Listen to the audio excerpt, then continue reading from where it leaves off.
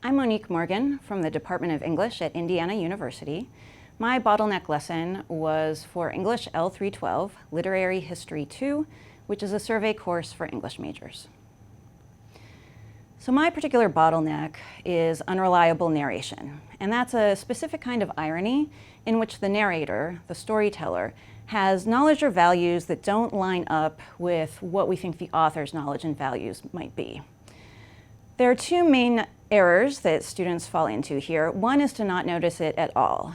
In other words, they assume that the narrator's values line up with the author's. The other mistake is in the opposite direction, and that's if a student notices unreliable narration, he or she might assume that the narrator must be untrustworthy about everything. They see it as an all or nothing proposition.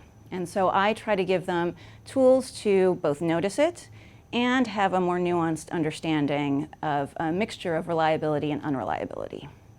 To do that, I summarized James Phelan's types of unreliability and simplified them into three categories. Storytelling is when a narrator deliberately lies or leaves out important information. Perception has to do with a storyteller who thinks he or she's telling the truth, but has a really distorted perception of reality. And finally, ethics has to do with a narrator whose moral judgments don't align with the author's.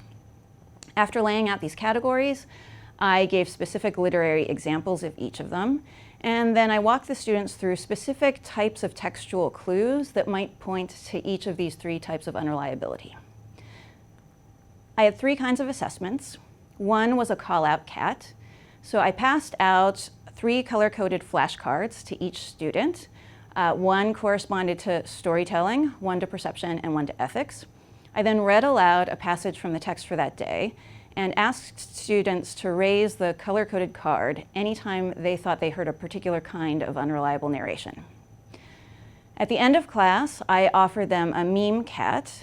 Students were asked to create a meme showing the 3 types of unreliability. And I also gave a pretest and a post-test that had questions about unreliable narration. In the meme cat, I provided them with an example of my own, and I asked them to choose a pop cultural text and to choose a moment when a character exhibited each of the 3 kinds of unreliability. I told them that they were not allowed to choose a villain for any of their 3 characters because I wanted to really drive home the lesson that unreliability in some instances does not mean that a character is just evil. So I wanted them to choose likable characters who had moments of unreliability, and I got some really successful and funny results from the students. Finally, the pre and post-test questions. I asked 2 questions having to do with unreliable narration. I asked what the narrator's purpose was in telling a particular part of the story, and I asked what the author's purpose was in telling that same part. And I was hoping that they'd notice that there was a difference in motive between the narrator and author. So the results, 58% of students, 31 out of 53, got full points on those 2 questions on the pre-test, so they did very well at the start of class. 39 of 53, 74% of students, got full points on the post-test. I also gave partial credit on these questions. So of the students who missed some points on the pre-test, 77% improved their scores on the post-test. I was very happy with that result. What did I learn from this? What's important? Even in a survey class that emphasizes breadth and speed, sometimes I just need to slow down and really devote more time to a handful of important concepts. I also need to return to those concepts in later class meetings to reinforce them.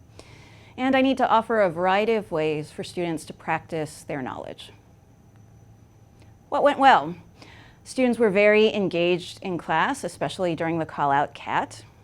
I assigned an essay in which they were asked to analyze an instance of unreliable narration. And I found that they were generally more precise and more accurate in doing that than in previous classes when I had given similar assignments.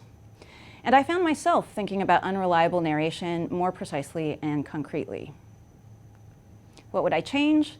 The call-out cat was successful, but a little chaotic. So I think next time I need to choose a shorter passage and go through it much more slowly.